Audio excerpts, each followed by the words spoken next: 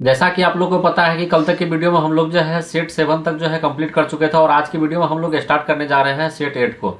तो चलिए बिना देरी का शुरू करते हैं और आज का हमारा पहला क्वेश्चन है, अर्थशास्त्र किसका उदाहरण है? तो अर्थशास्त्र जो है वो ऑप्शन नंबर ए धन का भी है, बी मानव व्यवहार का भी है, सी संसाधन का भी है और डी सही सभी का है। तो ऑप्शन नंबर डी इसमें सभी का हो जाएगा कि संसाधन जो है किसका अध्ययन है, तो वो सभी का अध्ययन हो जाएगा। तो ऑप्शन नंबर इसमें डी हो जाएगा। तो अगला सवाल हम लोग का, भारतीय अर्थव्यवस्था कैसी है? तो भारतीय अर्थव्यवस्था जो है वो कैसा हो जाएगा? ऑप्शन नंबर सी मिश्रित अर्थव्यवस्था है भारतीय अर्थव्यवस्था। तो अगला सवाल हम लोग का, अगला सवाल हो गया हम लोग का, भारत में योजना आयोग की स्थापना कब हुई? तो भारत में योजना आयोग की स्थापना कब हुई थी? 1951 ईस्वी में योजना आयोग की स्थापना हुई थी। अगला सवाल हम लोग का, भारत में पहला पंचवर्षीय योजना की शुरुआत कब हुई थी? भारत में पहला पंचवर्षीय योजना की शुरुआत कब हुई थी? तो ऑप्शन नंबर सी सही जवाब हो जाएगा। 1951 ईस्वी में पहली पंचवर्षीय योजना शुरू हुई थी। अगला सवाल हम लोग का, नीति आयोग का गठन कब हुआ? तो नीति आयोग का गठन कब हुआ था? तो ऑप्शन नंबर सी सही जवाब हो जाएगा। 2015 में नीति आयोग का गठन हुआ था। अगला सवाल हम लोग का, भारत में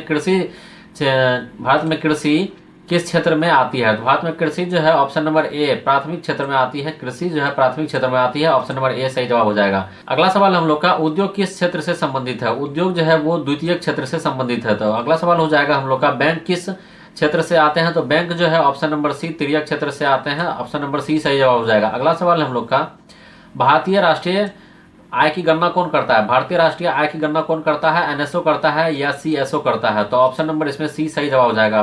प्रति व्यक्ति आय का अर्थ क्या है? तो प्रति व्यक्ति आय का अर्थ जो है वो औसत आय है, एवरेज निकाला जाता है। प्रति व्यक्ति आय कैसे निकाला जाएगा? तो वो एवरेज करके निकाला जाएगा। तो ऑप्शन नंबर सी इसमें सही जवाब हो जाएगा। अगला सवाल हम लोग का, भारत का केंद्रीय बैंक कौन सा है? तो भारत का सेंट्रल बैंक कौन सा हो जाएगा? तो option number B RBI. RBI जो है वो केंद्रीय बैंक हो जाएगा। अगला सवाल हम लोग का, आरबीआई की स्थापना कब हुई थी? तो आरबीआई का स्थापना 1935 ईस्वी में हुई थी। आरबीआई का स्थापना कब हुई? 1935 ईस्वी में हुई थी। अगला सवाल हम लोग का, आरबीआई का मुख्यालय कहाँ है? तो आरबीआई का मुख्यालय जो है ऑप्शन नंबर डी मुंबई में हो जाएगा। ऑप्शन नंबर डी सही जवाब हो जाएगा।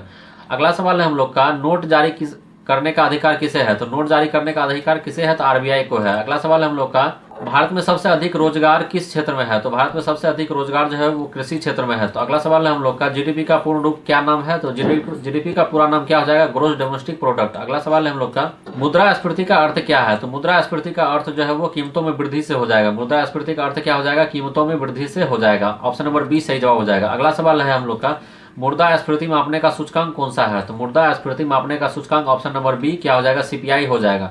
अगला सवाल हम लोग का, बेरोजगारी का अर्थ क्या है? तो बेरोजगारी का अर्थ जो है ऑप्शन नंबर सी काम करने की इच्छा के बावजूद काम ना मिलना ही बेरोजगारी है। काम करने की इच्छा के बावजूद काम ना मिलना बेरोजगारी है। अगला सवाल हम लोग का, भारत में खुली बेरोजगारी अधिकतर किस क्षेत्र में है? तो भारत में खुली बेरोजगारी अधिकतर जो है वो उद्योग के क्षेत्र में है। ऑप्शन नंबर बी सही जवाब हो जाएगा। छिपी हुई बेरोजगारी किस क्षेत्र में पाई जाती है? छिपी हुई बेरोजगारी जो है वो कृषि क्षेत्र में पाई जाती है। उसमें जो ऐसा पता चलता है कि किसान ही है लेकिन जो है किसान में उतना कमाई हो नहीं रही है, तो वो छुपी हुई बेरोजगारी जो है वो कृषि क्षेत्र में ही पाई जाती है। अगला सवाल हो गया, गरीबी रेखा का निर्धारण कौन करता है? तो गरीबी रेखा का निर्धारण जो है वो नीति आयोग करता है। अगला सवाल हम लोग का, भारत में कर कितने प्रकार के होते हैं? तो भारत में टैक्स जो है वो ऑप्शन नंबर बी सही जवाब हो जाएगा। 2 प्रकार के टैक्स होते हैं। ऑप्शन नंबर बी सही जवाब हो जाएगा। अगला सवाल हम लोग का, भारत का प्रत्यक्ष कर का उदाहरण कौन सा है? तो भारत का प्रत्यक्ष कर का उदाहरण क्या हो जाएगा? आयकर, इनकम टैक्स जो है वो भारत का प्रत्यक्ष कर है। अगला सवाल हम लोग का, अप्रत्यक्ष कर का उदाहरण कौन सा है? तो अप्रत्यक्ष कर का उदाहरण ऑप्शन नंबर सी सही जवाब हो जाएगा। जीएसटी। जीएसटी जो है वो अप्रत्यक्ष कर है। अगला सवाल हम लोग का,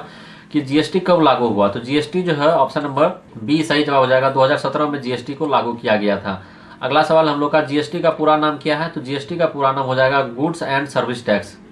जीडीपी का पूरा नाम होता है गुड्स डोमेस्टिक प्रोडक्ट, लेकिन जो है यहाँ पे है गुड्स एंड सर्विस टैक्स, ये जीएसटी का फुल फॉर्म हो गया।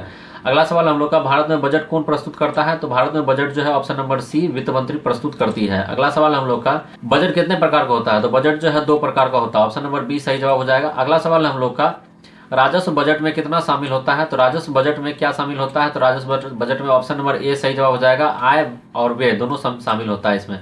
अगला सवाल हम लोग का, पूंजी बजट में क्या शामिल होता है? तो पूंजीवट बजट में जो है क्या शामिल होता है? तो ऋण और निवेश। पूंजी बजट में क्या शामिल होता है? ऋण और निवेश शामिल होता है। अगला सवाल हम लोग का, भारत में सबसे बड़ा कर स्रोत कौन सा है? तो सबसे बड़ा टैक्स का स्रोत कौन सा है? तो जीएसटी। जीएसटी से ही सबसे ज्यादा टैक्स अभी मिल रहा है। अगला सवाल हम लोग का, भारत में सार्वजनिक क्षेत्र का उदाहरण कौन सा है? तो भारत में सार्वजनिक क्षेत्र का उदाहरण क्या हो जाएगा?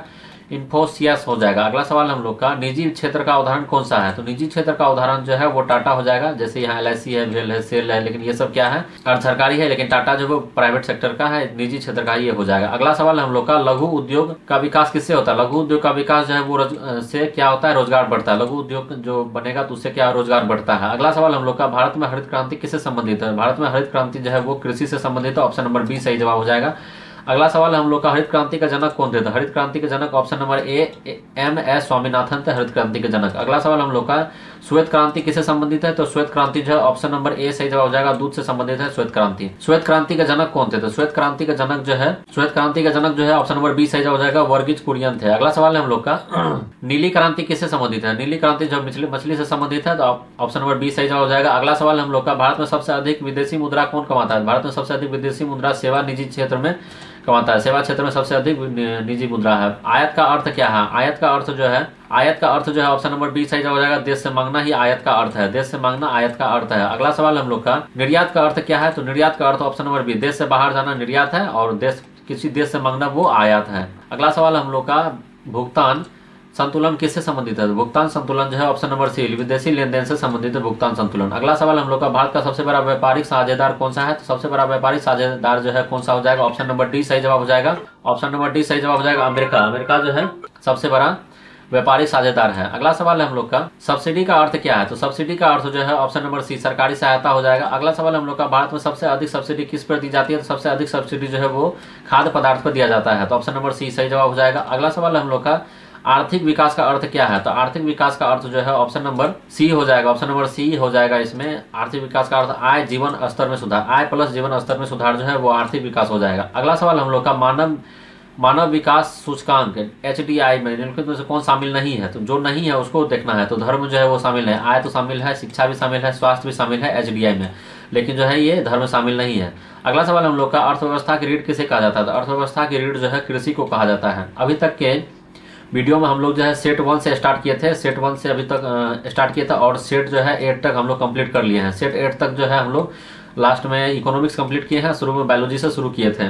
तो टोटल 8 सेट हो गया। टोटल जो क्वेश्चनों की संख्या अगर बात करें तो टोटल क्वेश्चन 400 क्वेश्चन था। 400 क्वेश्चन को हम लोग कंप्लीट कर चुके हैं, जो कि RRB ग्रुप डी सबके लिए तैयारी के लिए सबसे महत्वपूर्ण है। तो और आप लोग को पता ही है कि अपना लोग जो है RRB का तैयारी कर रहे हैं, ग्रुप डी का तैयारी कर रहे हैं, तो जिसके लिए कि ये सब चीज़ का वहाँ पे जरूरी होता है। तो आशा करेंगे आप लोग को वीडियो पसंद आ रही होगी। तो पसंद आ रही है तो वीडियो को लाइक करें और चैनल को सब्सक्राइब कर दें। इसी तरह के डेली वीडियो देखने के लिए चैनल को निश्चित रूप से सब्सक्राइब कर दें।